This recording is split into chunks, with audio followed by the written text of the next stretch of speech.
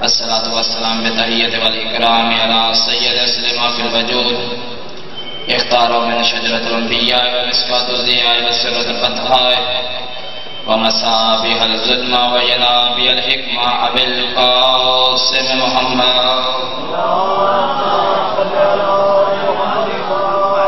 وأهل البيت الطيبين الطاهرين المعصومين المنتجبين المنتخبين المطهرين المظلومين صلوات الله عليهم أجمعين ولعنة الله على أعدائهم أجمعين. أما بعد، بسم الله الرحمن الرحيم. إني تارك فيكم الثقلين كتاب الله وإطرة أهل البيت ووزن الصلوات.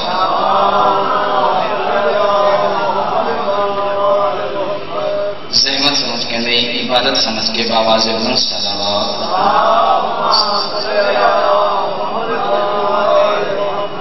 سب سے پہلے میری یہ دعا ہے کہ محمد والے محمد کا عظیم اللہ میرے محترم بانیان کا یہ فرش عذاب بچھایا اللہ اپنی بارگاہ میں حضور قبول فرمائے.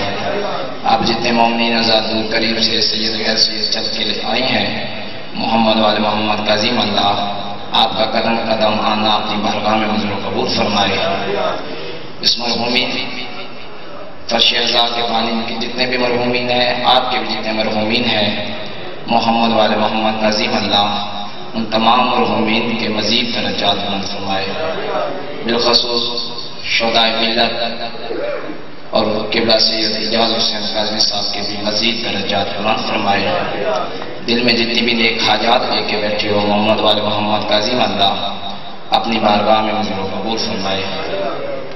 زیادہ دیر آپ کو زحمت نہیں لینے کی، جو پیچھے میرے بھائی بیٹھے ہیں یا آگے تشریف لے آئے ہیں، تاکہ پہلے بھی چنے چنے لوگ ہیں، پھر ایک مجلس کا ماحول بن جائے. رسول پاک نے زندگی کی آخری سانسوں میں اپنے بستر پر جو پوری کائنات کو ایک پیغام دیا، انی تارک فیکم الثقلین کتاب اللہ بإطرۃ اہل بیت، کہ اے دنیا والو میں تم میں دو چیزیں چھوڑ کے جا رہا ہوں، ہم پلہ چیزیں، ہم برابر چیزیں، ایک قرآن اور ایک میری اہل بیت. یعنی جو قرآن ہے وہ اہل بیت ہے. جملہ میں پہلا جناب کے ذہنوں کی طرف لینا چاہتا ہوں، اور مجھے یقین بھی ہے کہ مجھے اس کی قیمت بھی ملے گی. رسول نے کہا کہ جو قرآن ہے وہی اہل بیت ہے. تو پھر فیصلہ ہو نہ گیا، اگر قرآن پیدا ہوا تو پھر اہل بیت بھی پیدا ہوئی. زندگی ہو، پہلا جملہ آپ نے وصول فرما لیا. میری توقع سے بھی زیادہ آپ نے میری عزت کی، مولا آپ کی زندگی دراز فرمائے. ثقلین تثنیہ کا صیغہ ہے. تثنیہ عربی میں برابری پہ بولا جاتا ہے. یعنی جو قرآن ہے وہ اہل بیت ہے. تارکن ترکہ ہے میرا، یعنی قرآن بھی محمد کا ترکہ، اہل بیت بھی محمد کا ترکہ. قرآن اللہ کی کتاب ہے، ترکہ محمد کا ہے. اہل بیت بھی محمد کا ترکہ، قرآن بھی محمد کا ترکہ. شیعہ سنی دونوں علماءوں کے سروں پہ قرآن رکھو اور پوچھو کہ جب یہ دونوں چیزیں ترکے میں ہے تو جب رسول دنیا سے جانے لگے تو رسول کی اکیلی وارث ہے فاطمہ، یعنی قرآن کی وارث بھی بطول ہے، اہل بیت کی وارث بھی بطول ہے. یعنی قرآن کی وارث بھی بطول ہے، اہل بیت کی وارث بھی بطول ہے. قرآن ورثہ ہے، بطول وارث ہے. اہل بیت ورثہ ہے، بطول وارث ہے. یعنی سیدہ وارث، قرآن ورثہ، سیدہ وارث، اہل بیت ورثہ. اچھا قبلہ، قرآن کا منزلت اور ہوتی ہے، ورثے کی منزلت اور ہوتی ہے، وارث کی منزلت اور ہوتی ہے. وارث کا مقام اور ہوتا ہے، ورثے کا مقام اور ہوتا ہے. یہی تو وجہ ہے کہ مباہلہ کے میدان میں آگے بطول ہے، پیچھے علی ہے. میں نے ہاتھ باندھے، میں نے کہا یا علی محکومہ ہے تیری، آگے کیوں نہیں چلتے؟ فرمایا بے وقوف نہ بن، وہ وارث ہے، میں ورثہ ہوں. مل کے بولو حیدری. یعنی وہ وارث ہے، میں ورثہ ہوں. قرآن بھی ورثہ، اہل بیت بھی ورثہ، سیدہ وارث. چلو اسی حدیث کو بچوں کے لیے میں 4 حصوں میں تقسیم کرتا ہوں. ایک ہے چھوڑنے والا، ایک ہے جن کو چھوڑا، ایک ہے جن میں چھوڑا، اور ایک ہے کیوں چھوڑا. چھوڑنے والے ہیں رسول، جن کو چھوڑا وہ ہے قرآن اور اہل بیت، جن میں چھوڑا وہ ہے صحابہ. کیوں چھوڑا؟ تاکہ گمراہی سے بچیں. چھوڑنے والے رسول، جن کو چھوڑا وہ قرآن اور اہل بیت، جن میں چھوڑا. چلو صحابہ کی جگہ امت کر لیتے ہیں، امت. جن میں چھوڑا وہ ہے امت. کیوں چھوڑا؟ تاکہ گمراہی سے بچے. تو پتہ چل گیا گمراہی کا خطرہ نہ چھوڑنے والے کو ہے، گمراہی کا خطرہ نہ ان کو ہے جن کو چھوڑا ہے، گمراہی کا خطرہ ان کو ہے جن میں چھوڑا ہے. چھوڑنے والے ہیں رسول، جن کو چھوڑا وہ ہے قرآن اور اہل بیت، جن میں چھوڑا وہ ہے امت. کیوں چھوڑا؟ تاکہ گمراہی سے بچے. یہ جو مسلمان آج کل سارے اہل بیت کا مطلب امت کرتے ہیں کہ ساری امت ہی اہل بیت ہے، تو رسول کی حدیث ہے مَثَلُ اہل بیت کَمَثَلِ سَفِینَۃِ نوح، کہ میری اہل بیت کی مثال کشتی نوح کی طرح ہے. یعنی اہل بیت کشتی نوح ہے. اگر ساری ہی امت اہل بیت ہے تو پھر سوار کون ہوگا؟ مل کے بولو حیدری. ایک ہے چھوڑنے والا، ایک ہے جن کو چھوڑا، ایک ہے جن میں چھوڑا، ایک ہے کیوں چھوڑا. چھوڑنے والے ہیں رسول، جن کو چھوڑا وہ ہے قرآن و اہل بیت، جن میں چھوڑا وہ ہے امت. کیوں چھوڑا؟ تاکہ گمراہی سے بچے. ابھی بھی فیصلہ آپ نے مجھے چپ کر کے دینا ہے. کبھی فیصلہ بھی چپ کر کے ہوتے ہیں، آپ نے سارے میرے ساتھ بولنا ہے. تو پتہ چل گیا گمراہ ہونے والا اور گمراہی سے بچانے والا دونوں برابر نہیں ہوتے. یا علی جیو زندگی ہو. اچھا اندھا ہے، بے وقوف ہے، پاگل ہے مولوی، پتہ نہیں کن چکروں میں پڑی ہے، اہل بیت کو اپنے جیسا کہتا ہے. اچھا دنیا میں جب انسان پیدا ہوتا ہے تو نجاست لے کے آتا ہے، غسل ولادت، اور جب دنیا سے جانے لگتا ہے تو پھر بھی نجاست، نجس، غسل میت.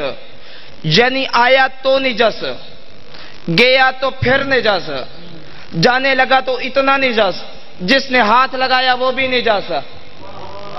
غسل مس میت.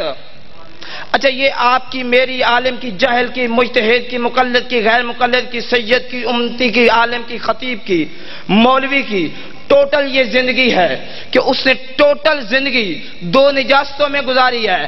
آیا تو نجس، غسل ولادت، جانے لگا تو نجس، غسل میت.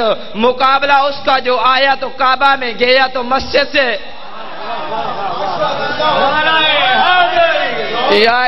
زندگی ہو، مقابلہ اس کا.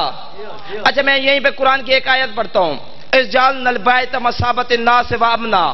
خدا کہتا حبیب یاد کرو اس وقت کو جب ہم نے اس کعبے کو ثواب کے قابل بنایا تھا.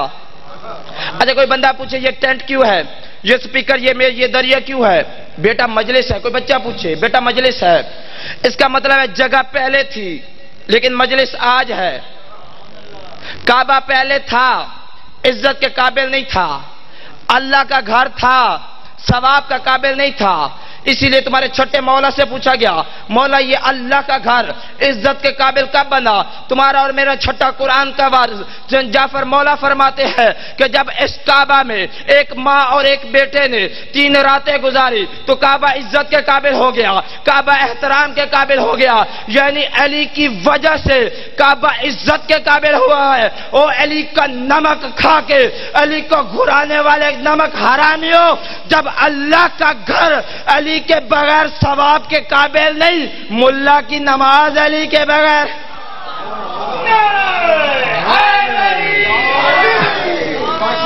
مل کے بولو حیدری.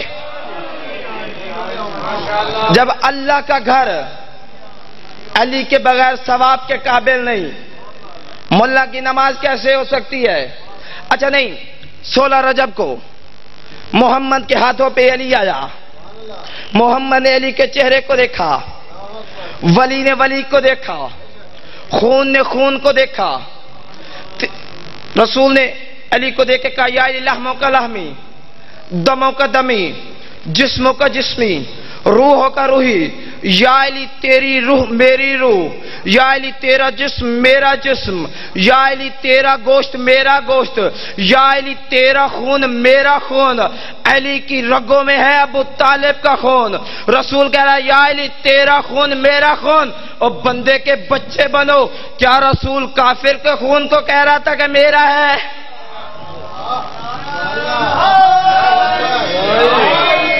مل کے بولو ہاتھ بلند کر کے حیدری۔ کیا رسول کافر کے خون کو کہہ رہا تھا کہ میرا ہے؟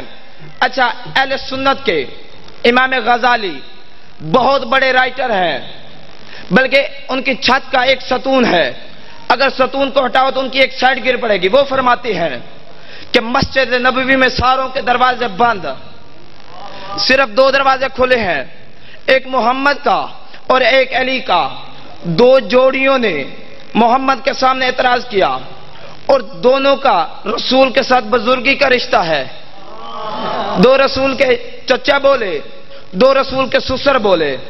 سسر تو روح نبوت پہ چپ کر گئے، چچا آگے بولے حمزہ اور عباس۔ عباس بولے جی علی کا دروازہ کھلا ہے، ہمارے دروازے بند کیوں ہے؟ سرکار نے فرمایا نہ میں نے تمہارا دروازہ بند کیا، نہ علی کا کھولا ہے، جس نے علی کا کھولا ہے اسی نے تمہارا بند بھی کیا۔ چچا عباس چلو یا رسول اللہ ہمارے دروازے بند رہنے دو، لیکن مسجد کی دیوار میں ایک روشن دان تو رکھنے دو تاکہ مسجد نبوی کی روشنی اور ہوا میرے حجرے سے ٹکرائے۔ چچا جان بالکل نہیں۔ جناب حمزہ آگے بڑھے کہ میرا آپ کے ساتھ 3 رشتے ہیں، میں آپ کا امتی بھی ہوں، چچا زاد بھائی بھی ہوں، رضائی بھائی بھی ہوں، میرے آپ سے 3 رشتے ہیں، چلو روشن دان نہ صحیح، ایک چھوٹا سا سوراخ تو رکھنے دو تاکہ مسجد نبوی کی ہوا اور روشنی میرے حجرے سے ٹکرائے۔ چچا جان بالکل نہیں۔ جب ان دونوں بزرگوں نے تکرار کرنا شروع کیا، اسرار کرنا شروع کیا، علی کا دروازہ کھلا ہے، ہمارا دروازہ بند ہے، علی کا دروازہ کھلا ہے، ہمیں سوراخ رکھنے کی اجازت ہے، اس وقت تیرے رسول کے چہرے پہ جلال آ گیا۔ امام غزالی فرماتے ہیں کہ رسول فرماتے ہیں کہ میں بات کو ٹال رہا تھا، اگر تم سننے پہ آ گئے ہو تو سنو، مجھے اللہ نے حکم دیا کہ یا رسول اللہ ان کے دروازے بند کرو، جن کے بچوں نے نطفے سے پیدا ہونا ہے ان کے دروازے کھول، جس کے بچوں نے نازل ہونا ہے۔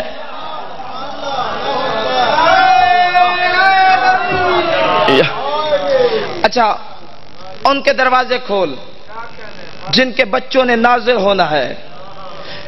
میں نے بات کی تھی کہ جو قرآن ہے وہی اہل بیت ہے۔ اگر قرآن نازل ہوا تو پھر اہل بیت بھی نازل ہوا۔ اچھا دیکھیں، اللہ نہ کرے موت پر حق ہے، کسی کا باپ مر جائے، میرا باپ مر گیا، میں اپنے مدرسے کے قریب ایک مولوی کے پاس گیا کہ بلا میرا باپ مر گیا ہے، اس شہر سے، قصبے سے، گاؤں سے، محلے سے باہر نہیں جانا۔ تو انہوں نے سب سے پہلے کیا پوچھا؟ جی ابا جی کو ہاتھ تو نہیں لگایا تھا؟ میں نے کہا جی ظاہر ہے، آنکھیں بند کی ہیں، ہاتھ سیدھے کیے ہیں۔ انہوں نے کہا جا تو سب سے پہلے جا کے غسل میت کر، مس میت کر۔ میں ابھی آ رہا ہوں۔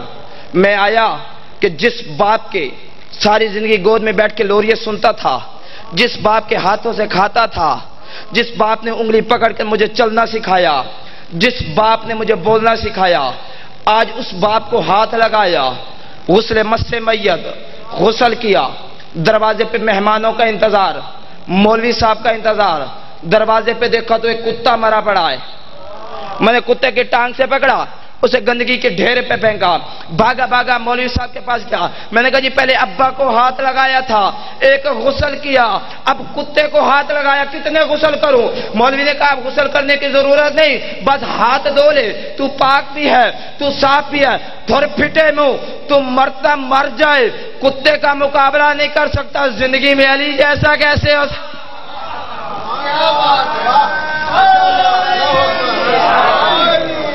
تو مرتا مر جائے، کتے کا مقابلہ نہیں کر سکتا، زندگی میں علی جیسا بنتا ہے۔ اچھا چکر ہے مولوی کا، ڈرامے باز ہے مولوی تمہارے عقیدے کا۔ مولوی میں خود بھی ہوں، لیکن اپنی بات نہیں کر رہا ہوں، وہ ملا جو تمہیں علی سے دور کرتا ہے ان کی بات کر رہا ہوں۔ پھر بعد میں میرے پہ فتویٰ لگ جائے کہ مولویوں کو گالیاں نکال کے گیا ہے۔ نہ میں خود مولوی ہوں، 6 سال ہو گیا مال امام کھاتے ہوئے، ابھی بھی میں نے یہاں پہ غلط بیان نہیں کرنی ہے، تو پھر کیا فائدہ مال امام کھانے کا۔ اچھا کیا کرو گے؟ دولت کے پیچھے جو پڑے ہو، اس دولت کا کیا کرو گے؟ کفن سیو گے؟ نوٹوں کا کفن سیا جاتا ہے۔ تمہارے مرشد علی جنگ صفین سے واپس آ رہے تھے کہ رستے میں قبرستان میں اپنے صحابیوں سے کہا کہ یہیں پہ خیمے لگاؤ، خیمے لگ گئے، علی باہر نکلے، قبرستان کے قریب آئے، پیچھے صحابی بھی، فرمایا میرا سلام ہو اے قبر والو، انا علی ابن ابی طالب، میں ابو طالب کا بیٹا علی ہوں۔ آگے علی نے ایک جملہ کہا، اے قبر والو مجھے ایک جواب دو، کون سا؟ کہ وہ دولت جو تم نے پتہ نہیں کس کس ڈھنگ سے اکٹھے کی تھی، وہ دولت تقسیم ہو گئی ہے۔ آگے سرکار علی کیا فرماتے ہیں؟ وہ محلات جو تم نے لوگوں کے حقوق کو غصب کر کر، یتیموں کے مال کو لوٹ کر، بیواؤں کے پیسوں کو کھا کر اپنے لیے محلات بنائے تھے، ان محلات میں اب کوئی اور رہتا ہے۔ آگے علی کیا فرماتے ہیں؟ وہ بیویاں جن پہ تم اپنی جان نشاور کیا کرتے تھے، جن کے پیار اور محبت میں تو گرفت ہو گیا تھا، اپنے ماں باپ کو چھوڑ دیا، اپنے بہن بھائیوں کو چھوڑ دیا، حقوق اللہ کا خیال نہ رکھا، حقوق العباد کا خیال نہ رکھا، ہمسایوں کا خیال نہ رکھا، یعنی وہ بیوی جس کی محبت میں تو گرفت رہا، وہ بیوی اب کسی اور کی ہو گئی ہے۔ قبلہ ہے نہیں ایسا کہ بندے کے مرنے کے بعد فقہ جعفریہ میں عورت عدت گزارنے کے بعد دوسرا نکاح کر سکتی ہے، لیکن محمد کی بیوی نہیں کر سکتی، کیونکہ نکاح اس کا ہوتا جو مر گیا ہو۔ ایسی ہی بات ہے نا؟ مل کے بولا ہے جو مر گیا ہو۔ اچھا 2 گروہ ہیں دنیا میں، ایک گروہ کہتا ہے کہ عورت دولت شہرت سے نفرت کرو، خدا مل جائے گا۔ دوسرا گروہ کہتا ہے عورت دولت شہرت کو یہی پہ حاصل کر لو، اس سے آگے کوئی جہان نہیں۔ انہی دونوں گروہوں کے درمیان ایک تیسرا راستہ ہے، جس راستے کے مالک کا نام مصطفیٰ ہے۔ سرکار مصطفیٰ کو عورت سے نفرت نہیں، شادیاں ہیں، دولت سے نفرت نہیں، دولت مند خاتون سے شادی ہے، شہرت سے نفرت نہیں۔ دنیا میں ایسی کون سی اذان میں ہے جس میں محمد کا نام نہ ہو؟ ایسا کون سا درود ہے جس میں محمد کا نام نہ ہو؟ سرکار کہتے ہیں کہ شادی کرو، شادی کرنا جرم نہیں، نسل بڑھاؤ۔ اگر تم نے ایسا نہ کیا تو تم میری امت میں سے نہیں۔ شادی کرنا جرم نہیں، لیکن اپنے مزاج کو بیوی کے مزاج پہ نہیں ڈھالنا۔ اور بھائی میں پیغام دینا چاہتا ہوں، داد کی لالچ میں نہیں پڑھ رہا، میں اپنی پردے میں بیٹھی مائیں بہنوں کو بھی پیغام دینا چاہتا ہوں، اپنے بھائیوں کو بھی پیغام دینا چاہتا ہوں کہ اپنے مزاج کو عورت کے مزاج پہ نہیں ڈھالنا، بلکہ عورت کے مزاج کو اپنے مزاج پہ نہیں ڈھالنا، اپنے مزاج کو عورت کے مزاج پہ ڈھالنا ہے۔ اگر ایسا کرو گے تو پتہ ہے عورت کس مقام پہ پہنچتی ہے؟ بیٹی ابو سفیان کی ہے، بیوی محمد کی ہے، باپ سے کہہ دیا اٹھ اٹھ اٹھ، نکل نکل نکل، تو لعنت کا وجود ہے، یہ رحمت کا بستر ہے۔ یا علی زندگی ہو، اپنے مزاج کو عورت کے مزاج پہ ڈھالنا ہے۔ اچھا سرکار علی فرماتے ہیں عورت بزدل ہو، مرد دلیر ہو، عورت کنجوس ہو، مرد سخی ہو، ایسے ہی ہے نا؟ اچھا پوچھا گیا سرکار یہ کیوں؟ عورت بزدل کیوں ہو؟ ابھی میں نے اشارہ کرنا ہے کیونکہ ایک خطیب کی مجبوری ہوتی ہے، وہ پردہ ہٹا نہیں سکتا، پردہ آپ نے خود ہی ہٹانا ہے کیونکہ بعد میں بڑی پیچھے کی کر رہا ہوں۔ عورت بزدل ہو، مرد دلیر ہو۔ مولا عورت بزدل کیوں ہو؟ فرمایا اگر عورت دلیر ہو تو جوائی سے لڑ جاتی ہے۔ یا زندگی ہو، عورت بزدل ہو۔ اچھا فقہ مالکیہ ہو، فقہ حنفیہ ہو، فقہ شافعیہ ہو یا فقہ جعفریہ ہو، چاروں فقہ میں یہ اجازت ہے کہ غیر مرد کی تعریف گھر میں نہیں کرنی. عورت ناقص ہوتی ہے، عورت کمزور ہوتی ہے، گمراہ ہو سکتی ہے، مرد کوئی بھی ہو، لیکن گھر میں تعریف نہیں کرنی. لیکن یہ شرف میں نے صرف علی میں دیکھا ہے. اور بھائی ہم نے اپنی ماؤں بہنوں بیٹیوں کو ڈرائنگ روم میں، مجلسوں میں، اپنے محفلوں میں اکٹھا کر کے علی کا حسن بتاتے ہیں، علی کا جمال بتاتے ہیں، علی کا کمال بتاتے ہیں، علی کے ذوالفقار کے قصے سناتے ہیں، بتاتے. چپ تو آپ ایسے ہو گئے ہیں. ایسا نہیں ہے بھائی، ہے نا کہ ہم اپنی بیویوں کو، اپنی بیٹیوں کو، اپنی بہنوں کو، اپنی ماں کو بتاتے ہیں تیرا پہلا امام علی ہے، جو بڑا حسن والا تھا، جو بڑا جمال والا تھا، جس کا چہرہ وجہ اللہ تھا، جس کی آنکھیں عین اللہ تھی، جس کے ہاتھ ید اللہ تھے. علی نے نہ محمد کے دشمن کو پناہ دی، نہ اللہ کے دشمن کو پناہ دی. ہم یہ اپنی بیٹیوں کو یہ قصے سناتے ہیں. اگر تم نے بھی اب علی کا مقابلہ کرنا ہے تو تم بھی اپنی بیٹیوں کو، اپنی ماں کو، اپنی بیویوں کو قصے سنایا کرو کہ ہمارا بھی ایک پیر تھا جو علی کا سپاہی تھا، ایک میدان میں علی کو چھوڑ کے بھاگ گیا تھا، پہاڑی پہ چڑھ گیا تھا، دوسری جانب اتر گیا تھا، اپنی بیوی سے کہتا ہے باجی مدینہ کتھے ہے.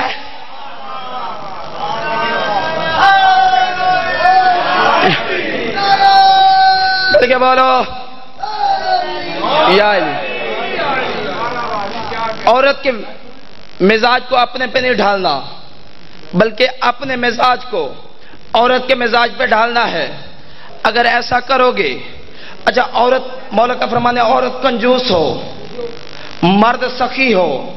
اگر عورت کنجوس ہوگی تو وہ مرد کی مانگ کو چھپائے گی کہ جب مرد کے پہ مشکل بنے گی وہ کہے گی کسی بے غیرت شریک کے سامنے ہاتھ نہ پھیلاؤ، وہ جو تم مجھے پیسے دیتے تھے وہ میں جمع کر کے رکھتی رہی ہوں، یہ پیسے لے لو. ہے نا ایسے یا نہیں ایسے؟ بھائی مرد سخی ہو، یہ نہ ہو کہ ہوٹل پہ بیٹھا ہو، نال والے تو پوچھے جی چاہ مٹھی ہے، وہ آ کے مار کے 15 روپے کا کپ ہے تو آپ پی لے.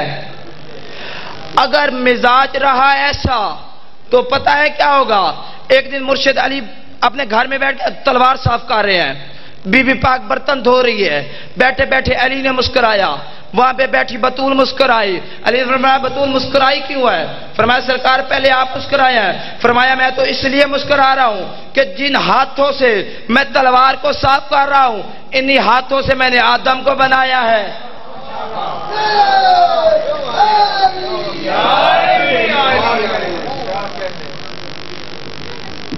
باپ سے کیا ہوا وعدہ زینب نے ایسے نبھایا کہ 2 سال کے بعد زنجیر تھک گئے، زینب نہیں تھکی. ظلم تھک گیا، مظلوم نہیں تھکے، زندان تھک گئے، قیدی نہیں تھکے. جملہ میں نے بڑا کہنا ہے، پتہ نہیں کون ہائے کرے گا، کس کی قسمت میں ہائے ہے یا کس کے مقدر میں نہیں ہے. شمر کے تماچے تھک گئے، حسین کی بیٹی کے رخسار نہیں تھکے. سلطان العلماء سلطان الذاکرین بابا صابر حسین شاہ اللہ مقامہ کا جملہ مجھے یاد آ گیا. وہ فرماتے ہیں باپ نے لڑی تھی 72 جنگیں، بیٹی کھڑی رہی 72 گھنٹے. 13 محرم کو نا جب حسین کی لاش پہ پہنچی نا اس حالت میں، کہا حسین میں جا رہی ہوں شام، شام کا بے غیرت ماحول بھی دیکھ، حسین میری فوج بھی دیکھ، لیکن اس وقت تک واپس نہیں آؤں گا جب تک یزید جیسا بے غیرت نہ مان جائے کہ حسین زندہ باد ہے میں مرد آباد ہوں. مختوم جعفر سائیں زمان نے اپنی کتاب میں جملہ لکھا ہے، وہ فرماتے ہیں کہ جب علی کی بیٹی شام کے باہر پہنچی نا 80,000 آبادی تھی اس وقت شام کی، لیکن جب بے حیاؤں کو پتہ لگا نا علی کی بیٹی آئی ہے 5 लाख बदमाश शाम के बाजार में इकट्ठा हो गया। बाजार की ऐसी कोई गली नहीं जहां तमाशाइयों का रश न हो, ऐसी कोई छत नहीं जहां तमाशाइयों का रश न हो। यजीद भी अपने सिपाहियों से कहता है कि मैंने भी कैदियों का तमाशा देखना है। बाजार के एक कोने में ना यजीद आकर बैठ गया। जैसे शराबियों का रश बढ़ना शुरू हुआ ना, यजीद देख के कहता मुझे अपने महल में छोड़ आओ, मेरा दिल घबरा रहा है। वो फरमाते हैं जिस रश में शराबी का दिल घबरा गया था, अल्लाह जाने उस रश को ज़ैनब ने कैसे अबूर किया। कभी इस बाजार में अली की बेटी का महमल, कभी इस बाजार में 2 साल लगे हैं हुसैन की बहन को हुसैन बचाने में। तेरा खून रोने वाला इमाम फुफ्फी के सामने आया, देख के कहा, यजीद कहता है वतन जाओ। बीबी कहती है फिर मैं शाम की फातिहा हूं। फातिहा अपनी मर्जी मनवाते हैं, मेरी कुछ चंद शर्तें हैं। मेरी पहली शर्त मेरी माँ ज़हरा वाली चादर दे, दूसरा मेरा वीर हुसैन का कुर्ता दे, बाकी इन बीबियों से पूछ ले जो कुछ है वो तुम्हें बताए। फरिश्त बनाकर तुम्हारा खून रोने वाला इमाम यजीद के सामने आया। क्या कहती है तेरी फुफ्फी? जाती है वतन, जाओ। तेरा खून रोने वाले इमाम ने कहा हमारी कुछ शर्तें हैं। अल्लामा कज़वीनी ने यह जुमला लिखा, कौन सी शर्तें? करबला की लूट का माल मांगती है। जितना बड़ा बेगैरत था जमीन पे गिरा, टक्कर मार के कहता लूट का माल जो मांगते हो कोई लूटने वाला एक था। मुझे क्या पता तेरी माँ ज़हरा की चादर किसके पास है, कुर्ता किसके पास है। तुम्हारे रो के सज्जाद इमाम ने कहा तुम मुझे नहीं पता हो बेगैरत, मुझे तो पता ना वो जो कुर्सी पे सामने बेगैरत बैठा है इसके पास मेरे बाबा हुसैन का कुर्ता है। यजीद कहता है जा हुसैन का कुर्ता लेके आ। जैसे कुर्ता है मेरी तरफ देखना। इस बेगैरत ने यूं कुर्ते को खोला, देख के कहते हैं सज्जाद मुझे इंसाफ से बता इस कुर्ते को तेरी फुफ्फी क्या करेगी? इस कुर्ते में कोई ऐसी जगह बता जा तीरों का निशान ना हो, ऐसी जगह बता जा तलवारों का जख्म ना हो, कोई जगह ऐसी देखा जो सलामत हो। इसको क्या करेगी तेरी फुफ्फी? का कुछ नहीं करेगी, बस क़यामत का गवाह बना रही है। लूट के माल का गठड़ी बनाकर सज्जाद जिंदान में पहुंचा। कहा अम्मा ये तेरी माँ ज़हरा की चादर, ये हुसैन का कुर्ता, ये फुला बीबी का सामान, ये फुला बीबी का सामान। आखिर में अल्लामा कज़वीनी कहता 2 चीजें बच गई जो सज्जाद किसी को नहीं देता। जल्दी से उठा के अब्बा के दामन में छुपाने लगा। तड़पी ज़ैनब उठ के कहा सज्जाद क्या छुपाता है, देता क्यों नहीं? कहा अम्मा ये चादर ये कुर्ता नहीं है, ये मेरी बहन के 2 दुर बच गए हैं जो शिमर के तमाचों से जिंदान में मर गई। 57 महमल से 3 बच गए, 84 यतीमों से 9 बच गए, 64 मस्तूरात से 12 बच गई। 3 महमलों की महार तेरे खून रोने वाले इमाम ने पकड़ी कि पिछले महमल से आवाज आई सज्जाद। जी अम्मा। बेटा कोई शाम आए या ना आए मैंने तो नहीं आना, बेटा उस रास्ते से चल जहां मासूमा की कब्र है। हम जाते हुए मासूमा की कब्र का सलाम करना चाहते हैं। अल्लामा कज़वीनी कहते हैं कि 3 महमल हुसैन की बेटी सकीना की कब्र पे रुके। किसी बीबी ने महमल बैठने का इंतजार नहीं किया। हर बीबी खड़े महमल से जमीन पे तशरीफ ले आई। हर बीबी ने सकीना की कब्र का सलाम किया। आखिरी जुमला पढ़ने लगा और मिंबर अपने भाई के हवाले करने लगा हो, अपने हिस्से की इबादत कर लेना। अगर आंसू ना आए तो मजलिस के बाद 2 रकात नमाज पढ़ के अपने गुनाहों की माफी मांगना। बीबी कौन सी गलती हो गई जो मैं रो भी नहीं सका। आखिर में जनाब रुबाब आई, आकर कब्र के साथ यूं लेट गई जिस तरह मदीने में सकीना के साथ सोती थी। कहा सकीना मैं वतन जा रही हूं। सकीना कोई सुगरा का पैगाम, सकीना कोई असगर का सलाम के अचानक सकीना की मिजाज हिलना शुरू हो गई। सज्जाद ने कहा मैं तेरा सज्जाद इमाम हूं, कब्र में परेशान क्यों है, वतन जाना चाहते हैं, मैं तेरी कब्र भी मुझे के साथ ले जाऊंगा। फरमाया तेरा बाकिर जिए मैं वतन नहीं जाना चाहती, जरा अपनी खून वाली आंखें उठाकर मेरी कब्र के पांवों की तरफ देख। जैसे सज्जाद ने देखा कोई क़यामत का मंजर था। मंजर क्या था? अब्बास की 2 छोटी छोटी बेटियां, अब्बास का कटा हुआ सर सकीना की कब्र पे रख के कहती है ओ नौकर माफी मांगने आया। وہ پانی لینے گیا تھا، وہ پھر واپس نہیں آیا، وہ شمر تجھے تماچے مارتا رہا۔ اللہ لعنت اللہ علیہ۔